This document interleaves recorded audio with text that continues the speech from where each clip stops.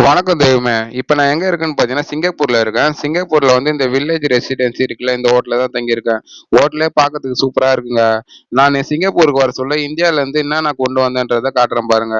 இங்க வந்து பார்த்தீங்கன்னா, பிரைஸ் அதிகமா இருக்குன்ட்டாங்க வெஜிடபிள்லாம். சரி சொல்லிட்டு இந்தியாலேருந்தே வர சொல்ல ஒரு 1 கிலோ எடுத்துன்னு வந்துட்டேன். எனக்கு வந்து பார்த்தீங்கன்னா, 25 கிலோ அலோடுங்க ஃப்ளைட்ல.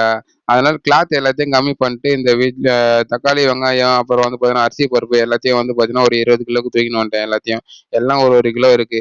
இத வச்சே ஒரு 15 நாள் ஓட்டலாம். அப்புறம் வந்து பார்த்தீங்கன்னா, இங்க எப்படி குக் பண்றதுன்றத அப்படியே வீடியோல அப்டேட் பண்றேன் பாருங்க. இங்க என்ன குக் பண்ணி சாப்பிடுறேன்றத.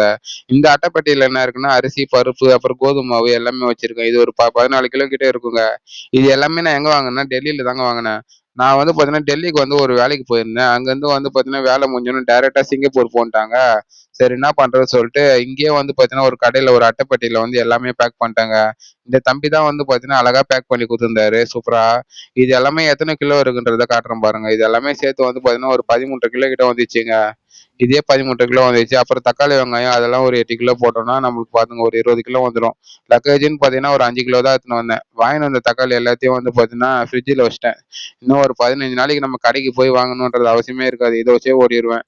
இது ஒரு 1 லிட்டர் ஆயிலு, வேற என்ன கொண்டு வந்தேன்னா, பருப்பு கொண்டு வந்தேன். இங்க பாருங்க சுண்டலு எல்லாமே வாங்கின்னு வந்துட்டேங்க. ஒரு நாளைக்கு ஒரு குழம்பு ஜாலியா வச்சு சாப்பிட வேண்டியது தான். அதுக்கப்புறம் இதெல்லாம் காலி ஆயிடுச்சுன்னா, அதுக்கப்புறம் போயிட்டு வெளிய போய் நான் வாங்குவேன். நான் வெளிய போய் வாங்க சொல்ல, இங்க எவ்வளோ பிரைஸ் இருக்குன்றத நான் அப்டேட் பண்றேன் பாருங்க. இங்க தக்காளி, அப்புறம் வெங்காயம்லாம் எவ்வளோ பிரைஸ்ன்றத அப்டேட் பண்றேன். அப்புறம் இங்க நான் வந்து பார்த்தீங்கன்னா, என்ன குக் பண்ணி சாப்பிடுறேன், அப்புறம் என்ன எடுத்துன்னு போறேன்றத நெக்ஸ்ட் வீடியோல நான் அப்டேட் பண்றேன். என்ன பண்றதுங்க, நான் குக் பண்றதெல்லாம் கொஞ்சம் பெருசாலாம் இருக்காது. கொஞ்சம் சின்னதா லிமிட்டா தான் இருக்கும். சிம்பிளா தான் இருக்கும்.